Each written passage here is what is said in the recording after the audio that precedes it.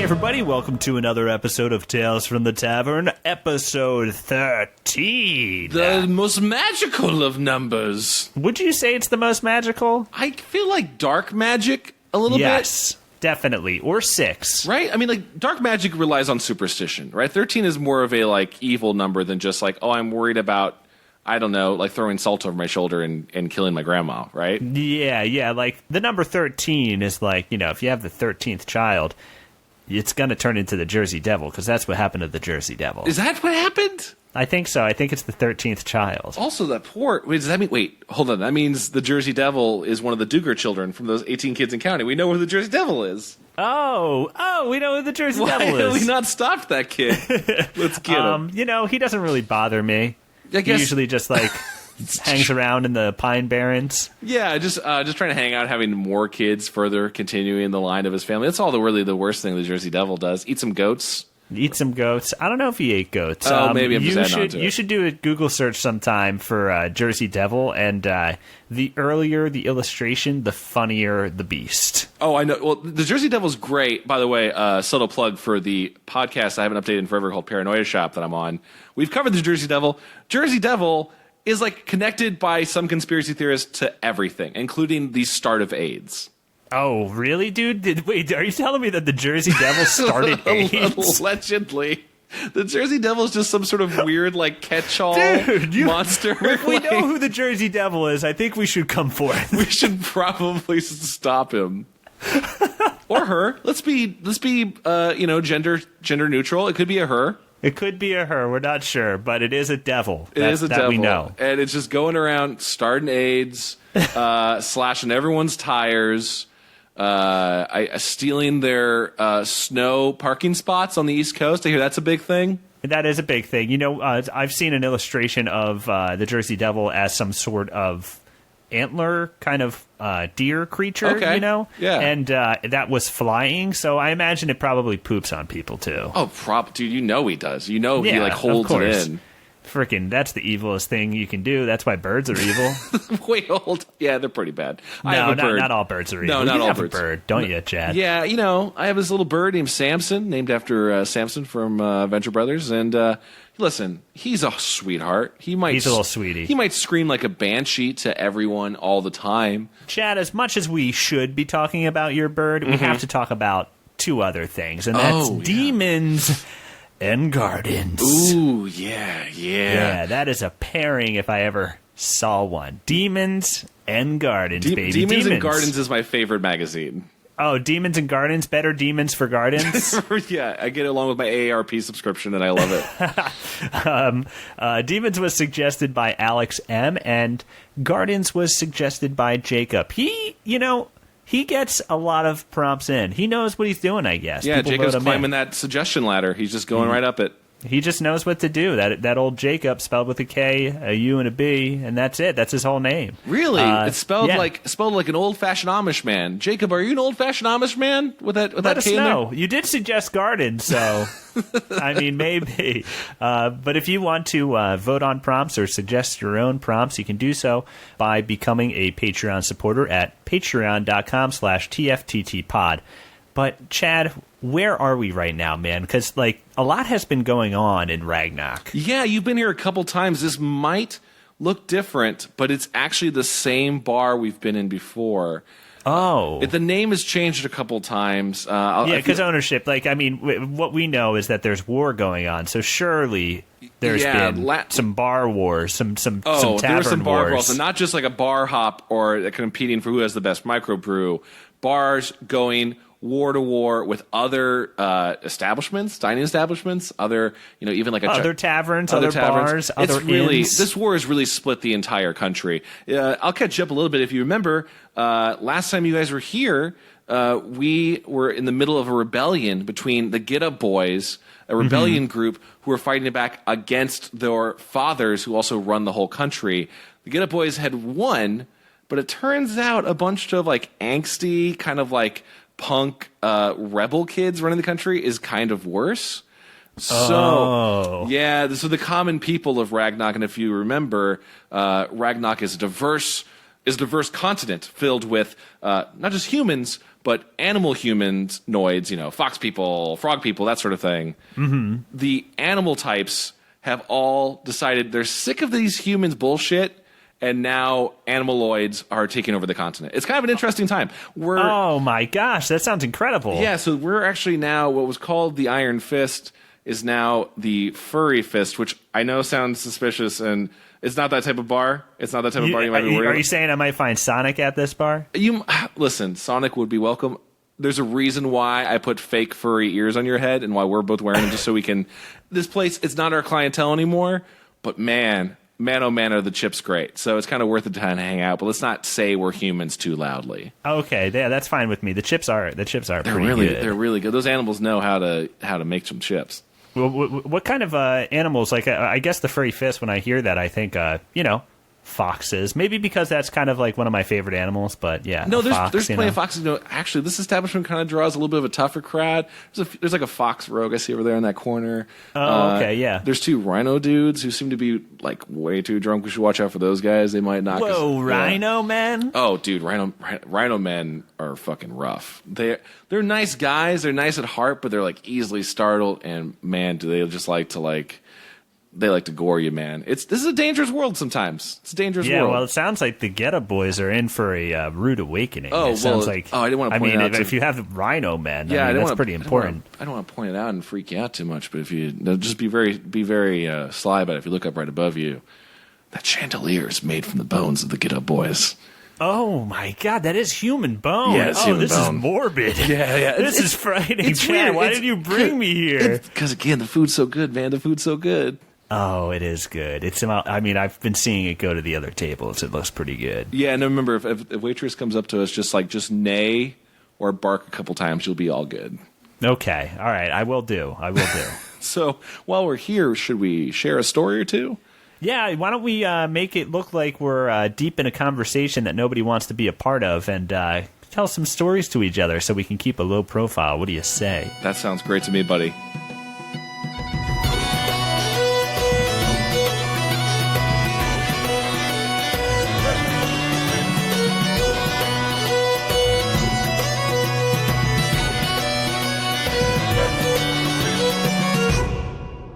All right, my good friend Dom, are you ready for my very weird tale of demons and gardens? Oh, I think I'm ready, but I have a feeling that I'm not, but I want you to tell it to me anyway. All right. Firewood Dickburn was a warlock with dreams. Wait, what is his name? Firewood Dickburn. It's Firewood Dickburn. Yeah, hey, listen, you can't really pick your names. It just comes with you. He just sounds a little redundant, Firewood Dickburn. You know the really crazy part about that is I didn't even think about that. I was genuinely like, no, he should be named Firewood. I like the name Firewood. It makes him feel very earthy and natural. Oh, yep, no, it's also a euphemism for dicks and dickbirds. Fine, if you want to just call him Double Dick Burn, that's also okay. Double D Burn. Double D Burn. All right, I like it. Okay. Double D Burn, otherwise known as Firewood, was a warlock with dreams. Sure, sometimes the dreams were really more like astrally projecting oneself across the valley, possessing a random person and eating all their food in a frantic fury before snapping back. But he had real dreams too. And right there at the top of the old list, written in blood, was... leave this fucking podunk town and make something of himself. Really make people remember you for ages. And at least more than that trashy way when someone dies and you get a memorial spray-on T-shirt at the mall for them. You wear it one day and then you put it in your closet and never take it out again. Oh, no. Yeah, that's sad. Yeah, it's sad, but it's a really bad way to go. Yeah, it's a bad way. He doesn't want to be remembered. He doesn't want to be remembered that way. That's something you experienced, right? I need to make sure that wasn't just... I've never had to experience that, but I've experienced it as a third party. That was a big as a thing. witness. That was a big thing in my town. Was if a kid or someone tragically died, you got a spray-on shirt at the mall, and it just... Well, I worked at one of those vinyl decal places, and so I had to make those in loving memory things. You were the man. You were the... Oh, Tom, that's a great character. It's a great character for a movie. We'll talk about that. We'll talk about that later. I'll continue on the story. There was nothing for Firewood here in Stump, a small alcove town near the port of Bad Loot. For map makers listening this is on the western coast of Ragnok. So Firewood packed a few vital items, his trusty magical equipment, and his prized enchanted lockboxes covered in ornate circles and pentagrams. Yes, Firewood thought, with these, I'm really gonna rip some asses. As he moved to shut the door in his old hut forever, his wife Bagda poked her head in.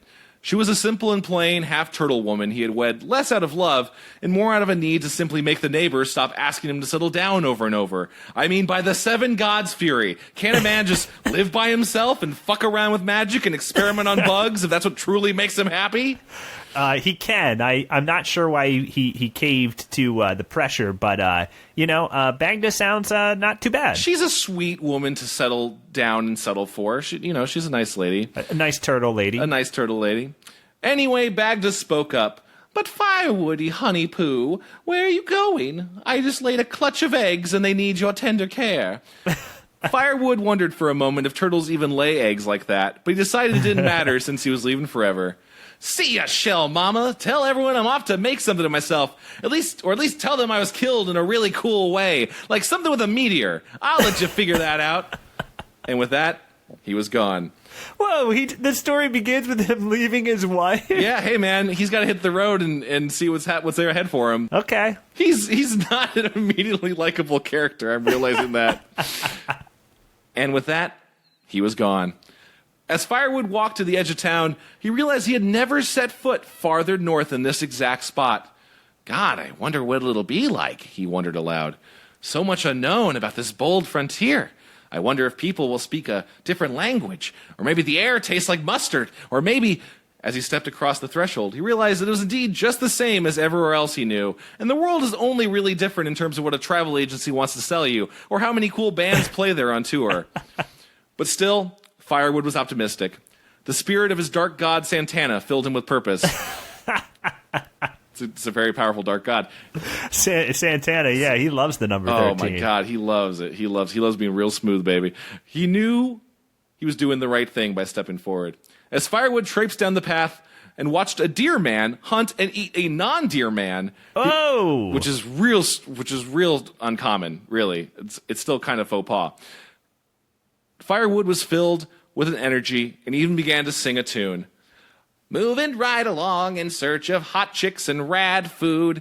With magic I can't lose. When I see gold, I'll grab it. This is his song? Is he singing this song? Yeah, he's singing that. He even stole the song. Hey.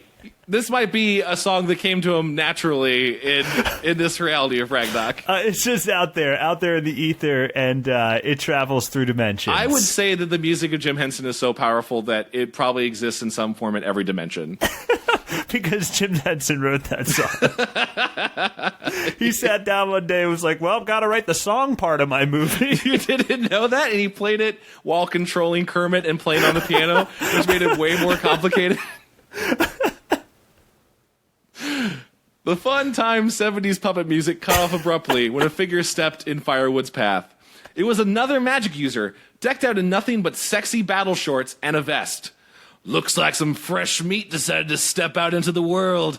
I can smell the stank of the suburbs wafting off you. Oh, man. The shorts mage challenged him. Nuh-uh, Firewood remarked, trying to sound tough. I've been around everywhere. I know this road. This road is called Dirt Road. And that rock over there, it has a bug under it named Stephen Bartholomew Johnson, Firewood bluffed. The shorts mage wandered over to the nearest rock and turned it over. Underneath was a beetle who yelled, Hey, you put that back, or I swear on the burning sun god Bull that I'll find where you live and burrow into your home's foundation and cause you to die from a foundation collapse in 40 to 50 years. Whoa! Or my name isn't Stephen Bartholomew Johnson. Oh! The mage put the rock back. You goddamn lucky greenie. I was going to kill you quick, but now we'll make a little sport out of you. Those hex boxes hanging below your waist. Are those they? Or do you have some weird balls, man? The mage eyed the enchanted lockboxes hanging under Firewood's robes. Firewood gripped them protectively. Both, he replied. Firewood had worried he might need to use one of these magical containers, but he didn't expect it to happen so soon. As he cracked open the top one, he remembered when he first sealed the dark magic inside as a boy. Sure, a few people died that day, But when being a warlock, you got to break a few human skulls to make a magic omelet, you know? Yeah, yeah. I've been there, man. It's a day-old adage you can put on your kitchen wall. Yeah, it's actually a cross stitch popular in your land, Cross-stitch isn't it? next to Pobody's Nerfect. I don't think you're ready for me, shorts fuck. But fine, I unleash a yarn demon. Firewood cracked open the case, breaking the seals, keeping the demonic entity within. Out spilled a glowing mass of energy resembling a pile of yarn. Also sort of like those earbud cables that always get tangled in your pocket. Yes. It spilled out onto the ground. Oh, God, they're so familiar. Spilled out onto the ground, starting to form a tiny humanoid form. It eeped out a small song. If you want to destroy my master, pull this thread as I kick your ass. The shorts mage grinned, grabbed his dick to adjust it, as one does before battle, and pulled out his own lockbox. As soon as it opened, a storm cloud of sand spilled out. A demon made of dirt and sand and earth. It grew so large and massive, it started to block out the sun. Oh. It screeched back at Firewood and the yarn demon. Exit light, enter night, take my hand, I'm gonna stomp your dick real hard. Whoa. Yeah, I like that version. It's pretty, Lars and James Hetfield, talked about that version. It's an unknown. It's from one of the B-sides. They considered going down that dusty path. They did. And they're like, no, hold on, let's have some integrity. No. The yarn demon looked at his dark master excitedly. Oh boy, boss, I can't wait to bring a real bad hurt on these sorry-looking mofos. Want me to rub up on them and make them all itchy like? I bet I can get in their vacuum cleaner and really mess up the wheels and cogs. Watch out, Scarlet Sweater! Attack with String Whip! Firewood yelled out a command, but it was too late. The shorts mage laughed as his demon Sandman was already attacking, shredding the yarn demon apart. Oh! Firewood, it's okay. I really enjoyed being trapped in a tiny box near your bedside and hearing you schlick it every night, said Scarlet Sweater as he vanished into nothing. Scarlet Sweater, no! Sandman's attack had now moved onto Firewood and began to choke and fill his throat. The last thing Firewood heard before passing out was Shorts Mage laughing and going, yo, steal those cool shoes of his and throw them in the river. End of book 1. That was book 1? That was book 1. Don't worry, it's a short book series. Firewood woke up in some sort of strange garden arboretum, his bare feet aching. God, it feels like a sand demon was just sucking on my exposed toes for an extraordinarily long time. I sure hope that didn't happen, he murmured. That's when he noticed the sweet caress of otherworldly hands roaming his body. He looked up to see a soap demon and a bath salts demon cleaning his face and skin. Suddenly a voice bellowed, Bed bath! Beyond! Both of you get over here! The young warlock has had enough. The two demons giggled and pranced over to a large throne where a giant man covered in fancy-looking lockboxes sat and watched comfortably. As Firewood sat up, he realized the garden was in a massive dome building filled with free-roaming demons. A rare Pastor Gretz demon flew overhead, cawing, Remember that time you asked a girl out in school and didn't know how to do it besides writing a stage play of you asking her out and then kissing, and she read it and never talked to you again? Remember that time? It continued as it flew away, leaving a chill up Firewood's spine. That did indeed happen, and he did still regret about it. Where am I? Firewood asked. The man explained. My necrophiliac demon found you on the side of the road. After some time, he discovered you weren't dead and brought you here. Firewood felt a strange throbbing in his ear canal and realized that's what the after some time part the man meant. It was then he realized who he was talking to. You're Lodar, head warlock of the 8th District. I've read all about you in Demon Fancy. Lodar nodded and took a few bites of a buffalo bacon burger demon walking by. It is true, I am Lodar. You know, many who come up to my place of power come in with their butts not reamed out by an upstart mage. It's pretty obvious you got hosed real bad by another user of the dark arts. Firewood stood up and clutched his lockboxes.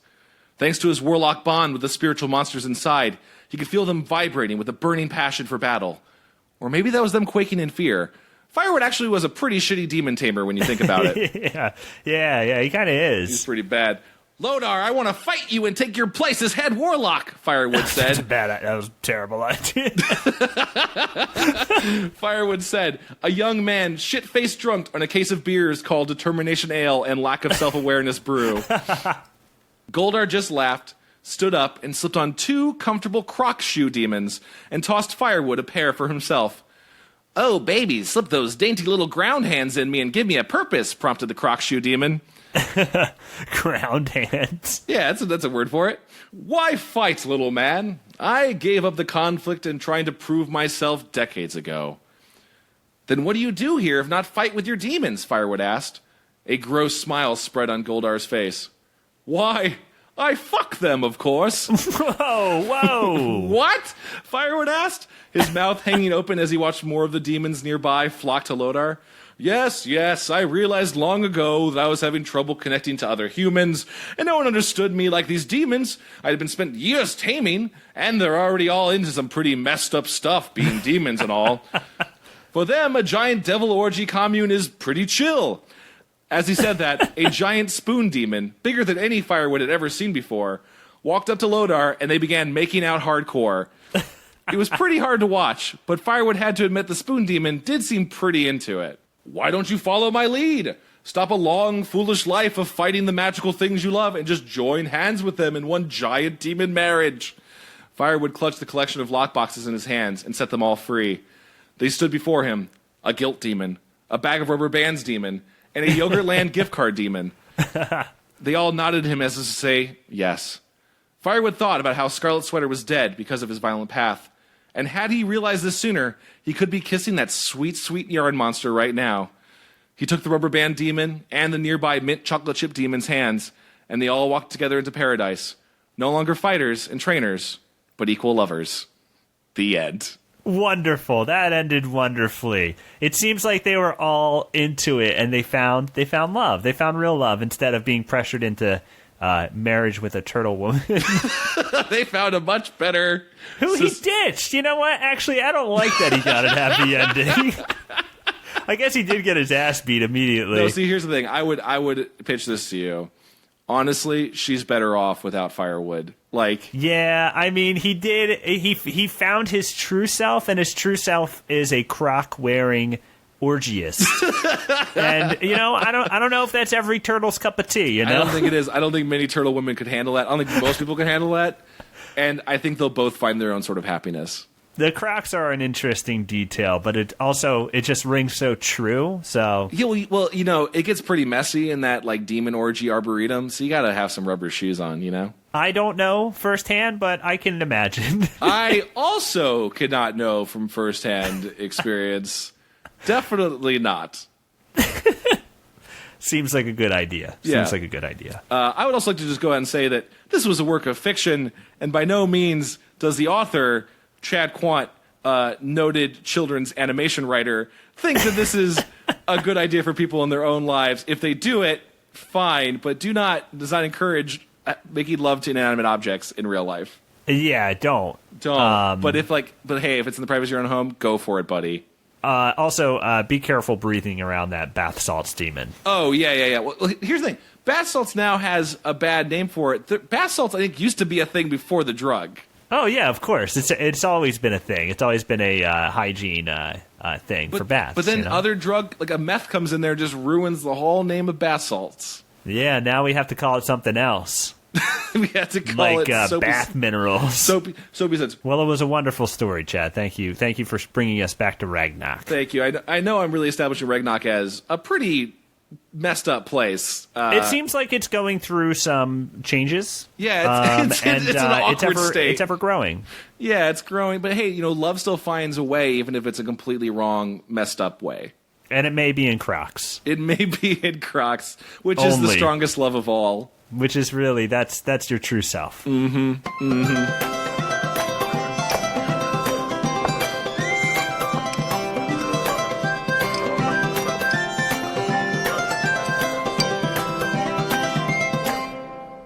All right, Chad, are you ready for my tale? The Orc-Spire tale of demons and gardens. Ooh, I'm so excited, baby. All right, buddy. This one's called Moonbiscus Massacre. I don't even know what that word means. Yeah, dude. Maybe you'll find out. Who knows? Mm-hmm. Sometimes I like to make up titles that just like are red hair. It just could be nonsense. It's like if you were a restaurant, you just put a random like shoop platter. I'm like, I gotta go see what that is. Yeah, and it's a burger. It's just a burger. Are you even paying attention? Asked Jared Acorn, the ghost of the skull of the greatest ranger who ever lived. Lady Saberblood didn't answer. The elf was brushing her bear friend's hair while piggybacking on him through the pinecone forest. Aw. It was dusk in Orkspire as the elf focused on the brown bear's back, brushing as she spoke. Muscles Bear and I are trying to enjoy our Friday night. Don't you have a haunted house to haunt or something? Well, I am meeting a few other ghosts this evening for ghost drinks, but for the last time, I don't work in a haunted house. I'm your guide. Though I kind of always did want to work in a haunted house. That sounds kind of fun. Oh, I like this. Jared stared off longingly as shaking chains and other ghoulish sounds echoed in his mind. He's just lost in thought that far. Yeah, just a slow zoom, him daydreaming there. Look, said the skull, snapping out of his daydream. You just have to swing by the Moonbiscus Garden, and Branchegwyn will give you the secret item you need. You need to get off my back, said Saberblood, picking bear hairs from her brush and tossing them on the ground. The forest began to thin out as the three continued. Whoops, looks like I led you right there, so you gotta go do it now anyway, said Jared as he disappeared behind a tree at the edge of the forest. Freaking Jared Acorn, she said in frustration. Muscles Bear and Saberblood approached the most extraordinary garden the two had ever seen, with flowers of lavender, white, red, and yellow, and plants of various breeds, with leaves strong and firm. This is a nice arrangement. Sorry, because this is you got a gift here. It's a gorgeous garden. It's a real nice one. I was going to say, you could probably do fantasy garden arrangements if you really wanted to. I'm picturing it pretty nicely in my head. The soft orange sun cast a warm pink tint on the clouds still lingering from the day. Ooh. It was fucking gorgeous, baby. Yeah, man. Yeah, that's a nice dusk. Mm-hmm. In the center of the garden sat an old cabin decorated with flowers and hanging plants. The evening wind blew its open door back and forth. MB and S carefully entered. On the floor of the cabin, just in front of the warm stove, lay the body of Branchegwyn the Druid in a pool of her own blood. Oh, no. Saberblood hopped off of Muscles Bear's back and turned the body over. Thieves got me, said Branchegwyn the Druid, her wood elf face looking more wooden than usual. But the secret item you seek is still here. That's why it's a secret, so people don't take it. Blood dripped from the Druid's mouth. Tonight you must defend the garden from demons, she said. Muscles Bear gasped. Demons? Yelled Saberblood. Yes, every night at midnight, demons siege the garden in hopes of claiming its secret. But every night I would fight them off. And thieves got you? Fucking ain't that some shit? Now is the time to use the seeds. Branchegwyn pointed to a brown sack laying on the top of her desk. Bury my body and plant the seeds in my grave. My powerful druidic nutrients will allow you to call upon the ancient warriors. Holy shit. With them, you must defend the garden, and once that is done, they will show you its secret. And with that, Branchegwyn passed, and it smelled like pumpkin pie all of a sudden. Maybe that's a thing. Maybe that's a thing when druids die. They smell like pumpkin pie. So like other people in real life, they like defecate and empty their bowels. Yeah. He just either poops pumpkin pie or turns into pumpkin pie. It just kind of smelled like that. That's all. Sure, I don't want to imply. Sorry, I don't want to imply that they become pumpkin pie. Yeah, but no. I'd maybe take a bite just to find out. Okay, interesting. Just you would saying. take a bite of a dead body. Yeah, just saying. A storm rolled in as the bear and elf dug a hole in an empty patch outside the cabin. It began to rain. They laid the druid's body in the wet grave and filled it. They planted the seeds. The rain stopped as the storm drifted off, and the bright moon shined down on the wet garden. Raindrops glistened off its many leaves. Suddenly, 11 sprouts reached out from the mud and began to grow at a rapid pace. each sprout a different species. Ooh. They grew and grew, forming into powerful humanoid shapes until before them stood 11 mighty plant warriors, each armed with their own plant weapons. Oh, describe all of them right now. Go. At the front of the group, we'll get there. We'll get there. At the front of the group, proudly stood a plant man of rich, healthy green leaves with texture, holding a razor-sharp blade. My name is Broadleaf, it boomed. Oh. He gestured toward the other plant men. Meat, bitter cress, snapdragon, cabbage flap. Cabbage flap looked like a giant cabbage, stout with arms and legs that were vascular as fuck. He flexed. I love cabbage flatch. Funyun, the one fun onion. Agapanther. Milkwidius. A small army of butterflies flew around Milkwidius's head, seemingly at its command. Frangipani. Hellbore. And Snowflake. None of them can talk. Only I learned. Together we are the Guardians, led by Prince Begonius. The warrior prince stepped forward, and he was absolutely handsome. Where his hair would be were white petals with bright red edges. Saberblood almost thought he was cute. Almost. He can't talk either. Only I learned. Dave taught me, my friend. Boomed Broadleaf. I really like I can't tell if Broadleaf is bragging or apologizing. It's really a great mixture. He's just kind of like mindlessly explaining. He's just he can just going on like he likes sandwiches. That one does it. Like he just could be. Also, we are all androgynous. We have both parts, and therefore we are more humanoid than man, making us even more powerful warriors. Cool, said Saberblood. We should probably hide until the demons get here. Good idea, by the way. We are all fascinated by your bear friend. Muscles Bear had decided to taste Milkweedius' sap and was licking its leg. There in the garden they lie in wait, crickets chirping, the air growing cool, clouds passing over the moon. When they heard it, the flapping of demon wings, it sounded just like evil wind, which grew louder until 13 buff red demons entered the garden. Not all of them had wings. Some had just been running really fast. 13? That's more than 11.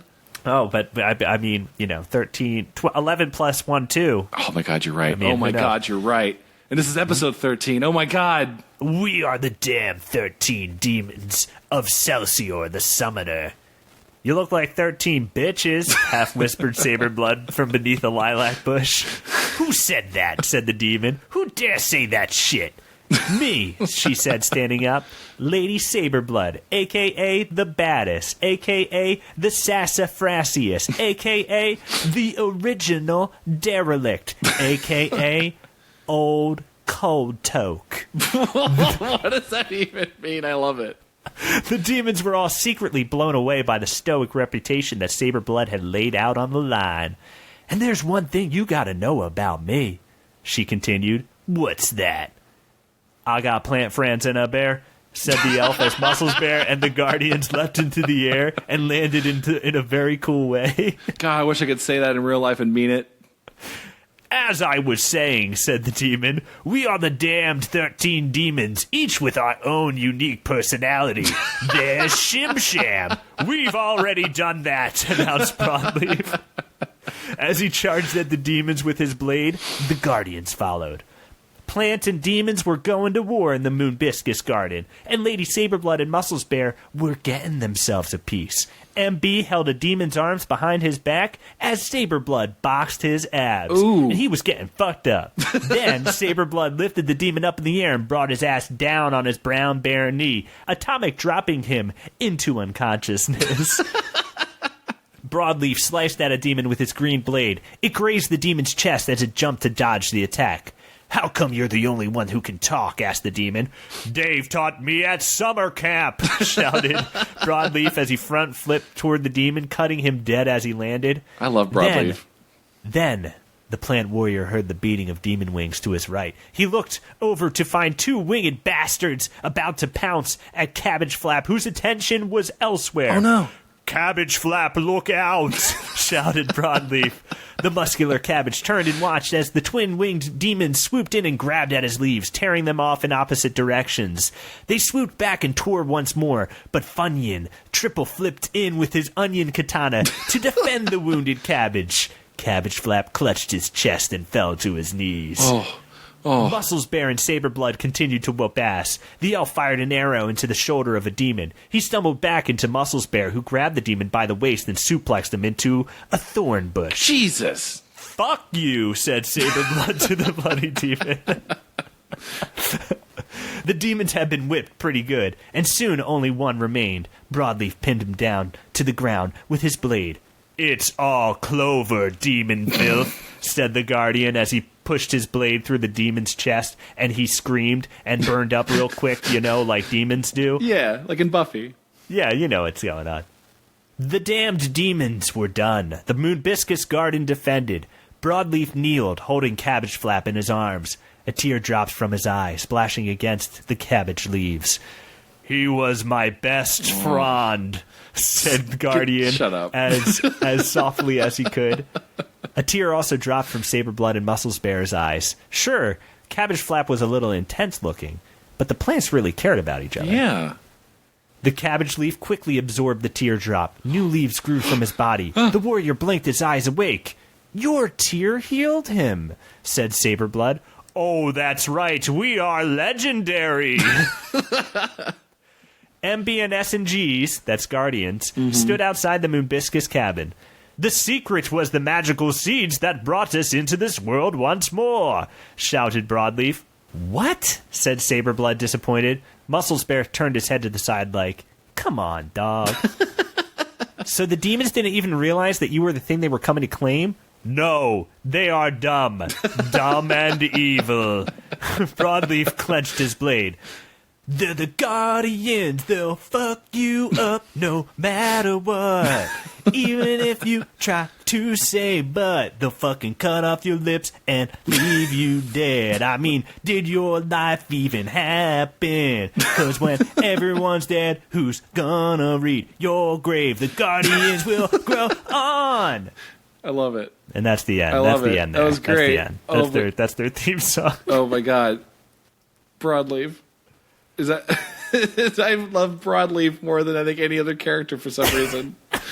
I don't know why. Broadleaf's a good guy. He's the only one who could talk of the Guardians. He's a plant, so he's not too crazy intelligent, and he's just a guy. He's just a proud warrior. I think I wish more people just talked like Broadleaf in real life and just kind of explained everything, and there was no subtext to anything they say. No, yeah, just tell it to me straight in a powerful voice. If we could start working in just tell it to me like Broadleaf into just common phrases, I'd be okay with that. Explain it to me like Broadleaf. Also, how did you find? Did you adjust it on the fly? Because I was most attached to Cabbage Flatch.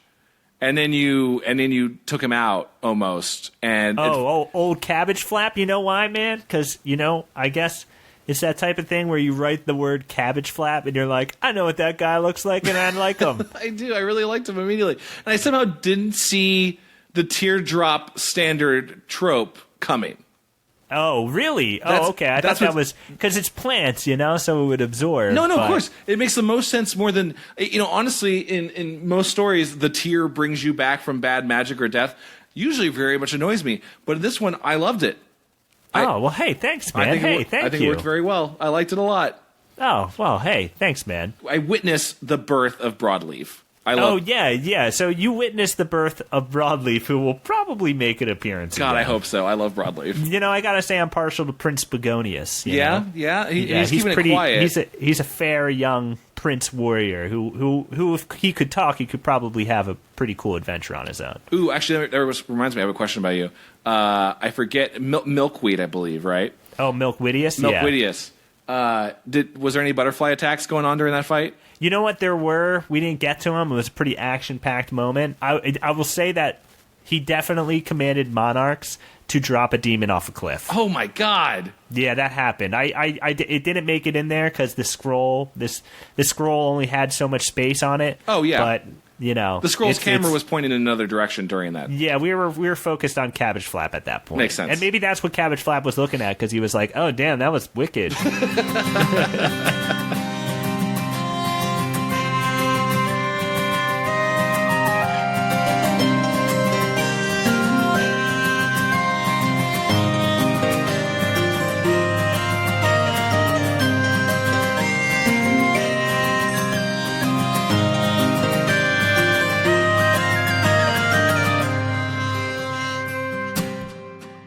So, Chad, man, I gotta say, thanks for bringing me by the fur fist. Of course. Wait, the furry fist? Yeah, the furry fist. We'll see if that name sticks. Honestly, I can't remember the last time I came to this place and had the name from last time. It's just one of those bars, man. If it's gonna be a turtle's wing, like a sea turtle's wing, next episode, I'll come, but I'm gonna be like, come on, guys. I mean, come on. If you want me to, I don't want to predict anything, but I will tell you that I happened to notice Firewood's turtle wife.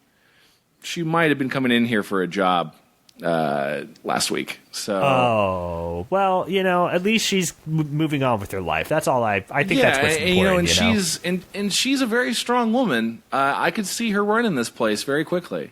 Yeah. Okay. I'm just saying, who knows what will happen to her? Her fate will be. Maybe she'll find a magical hammer and just start kicking ass. But maybe she'll run this bar. Sounds like there's being a lot of seeds planted in this episode. Oh, who knows? No pun intended. No pun intended. No pun intended. Really ran the gamut from enchanting fantasy garden story to weird, subtle PSA for marrying things that aren't people. Yes. I think we really covered all bases. Really, on this anything episode. you would this ever really want on a good podcast. One. I feel like we went both to the garden, the lush garden of Eden, and also the fiery pits of hell. Yeah. It's somewhere in between. We're into both levels of a garden is beautiful, but within it is something a lot more deadly and sinister than you realize. Yes. I like that. I like that a lot. Worms. Worms. They're just waiting. They're just waiting for the day to grow super huge, man. You ever just remember, does it seem like a thing that it was only when we were kids you could just dig up dirt and there'd be worms and everything, and now it doesn't happen anymore? Oh, well, Chad, we looking back on where we grew up, you in Indiana and me in PA, we grew up in probably the most fantasy lands compared to where we live today. I guess that's true. It really did just feel, though, like you could just, unearth a single rock or just dig 2 feet into the ground. You'd be like, oh, look at this worm colony. That's amazing. All this life. And LA is just like a barren landscape of concrete and souls. Yeah, well, the thing about LA is that you can take about a 2-hour car ride and be in a true fantasy landscape, in Joshua Tree. Sure. Or a redwood forest. That's true fantasy. But in the surrounding area, it's such a metropolis that you really lose touch with nature a little bit, I think. And I think back to those days of just digging a hole and seeing what you find. I've dug plenty of holes. I found an action figure one time, what? man. It was found an action I found figure. this little. It was one of those those little people, the like a Lego man, the characters. But it was like a green alien. What? Yeah, it was real weird, and I think it was just one of my brothers at one point, and it had somehow gotten buried in the backyard, and after rain, it was pretty deep. But I found it, and I loved it. I thought it was cool. If this is Toy Story 4, you're like the hero. Yeah. Oh yeah. No, I was the hero. Yeah. That toy came back into the house with the best tale ever, and just welcome back with big open arms and found a wife again. Yeah, he was in that place between hell and Eden, like we were just talking about. He was having one of those croc orgies to connect. Hey, you want to listen? What Crocs only, baby. Crocs only in this orgy. You got to keep your shoes on.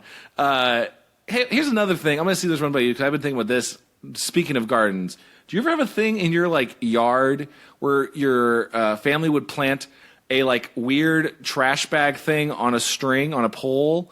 Oh, and yeah. And then 2 days later, be filled with beetles? Yeah. One of those beetle bags, yeah. What happened to those? Is that still a thing? I think we maybe, I don't know the science on this, and I don't know the cultural things, but I think we realized that killing a bunch of beetles is maybe not a good thing. Oh, that's what it is. Yeah. So I remember doing that too. I remember I would check the bag and be like, "Oh, there's like so many." It was like a David Lynch image, you know. It was super gross. Also, you think about it, like it did feel like magic, where your dad would go and make you plant it in the yard at night, and in the morning you just go out there and there would be 100 beetles all just on their backs, just going like, "Help us, get us out of here." Yeah, get us out of here.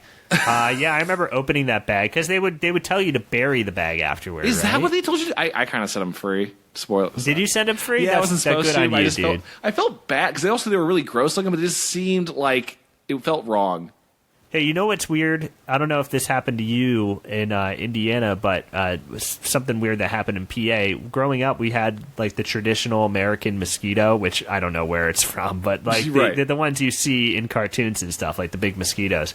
They are no longer around in my area back in PA. Really? Now we have these really tiny black mosquitoes with the sharpest prickers that get you and that drain your blood. And it hurts so much more now to get bit by a mosquito. It's so sharp.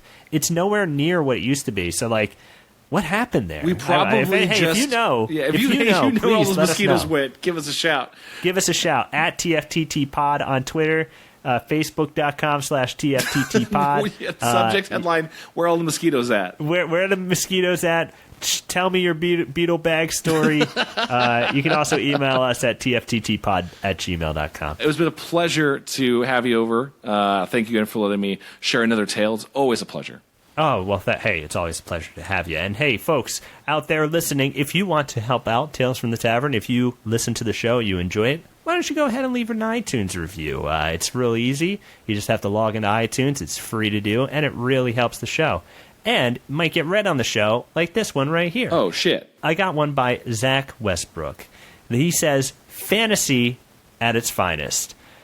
If the greatest minds of fantasy, Tolkien, Howard, Fritz Lieber, and Moorcock got together and smoked the greatest dank blunt ever, they still wouldn't come up with these awesome tales of double downs, open homosexuality, lovable creatures, and rememberable stories. Aww. Rememberable stories. Aww. You know? That's what I feel like every time I hang out with you, Chad. Rememberable stories. Just like that Deadpool one. I do enjoy all of our time together. Even when we see a terrible thing, I still enjoy it. I would say most movies we've been to have been terrible. We have pretty bad luck. Last one before this was Last Witch Hunter, which was terrible bad. It's pretty bad. It was bad in a way that was frustrating. Because it was like still kind of cool. Like Vin Diesel's still kind of cool in it, but yeah. We gotta go where all the bad witches are. Witch prison. The witch prison. That's what it's called? Is that just on a sign outside of it? Then text just says witch prison. Witch prison. Witch prison. By the way, if you are looking for other stuff to listen to in between episodes of Tales from the Tavern, if you don't already, why don't you go check out Goosebuds that Dom and I do? Oh my gosh, yes. I always forget to bring this up when you're on, but Goosebuds is a show that you and I do. We do it with our friend Paul. Friend of the show. It's a Goosebumps podcast. We read the books so you don't have to, and we review them. And the big thing that we figured out is that these books are definitely ghost written. I think right? so. I think so. R.L. Stein maybe wrote a couple of them. Well, that's the funny thing sure. is that there's most of them are pretty bad. That theoretically you could write them all by one person, but you would just go insane. Yeah. You could crank them out. The big telling thing is how vastly different the books are from one to the other. And that kind of makes for the best show because they're all terrible in different ways. They're so consistently bad in terms of, like, there'll always be a cliffhanger that doesn't go anywhere. The kids will always be pieces of garbage. The excitement stuff probably won't happen at all until the last chapter of the book, or it'll barely happen at all. Like, but they all still feel like a bunch of different artists all got together to see who can write the most ridiculous middling horror books. Yeah. I love it. Yeah. I love reading them with you and Paul. I also look forward to our Choose Your Own Adventure times. They're the greatest thing. Yeah, we just did a Choose Your Own Adventure where Secret Agent somebody Grandma. reads one of the books and we make the choices, and it was called Secret Agent Grandma, which is on iTunes now.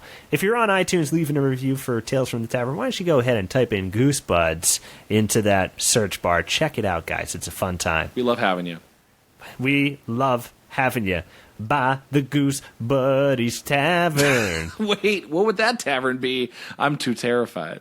Oh, it's made out of monster blood. Oh my god! Oh my god! Yeah, dog. Oh my god! We'll do a crossover episode. I don't know how that's going to be.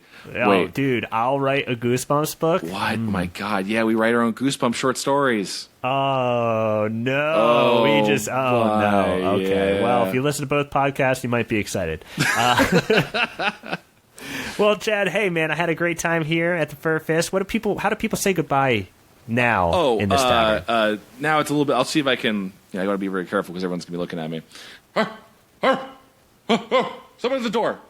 Someone at the door. Okay. And then you just do that. Hoof, hoof. Someone's at the door, and that's how we say goodbye. That's how we're saying goodbye. That's how we say goodbye. Someone's at the door, folks. You better go get it because this podcast is over. Ooh, see you guys. Bye-bye. Have a good one. Bye-bye. Bye.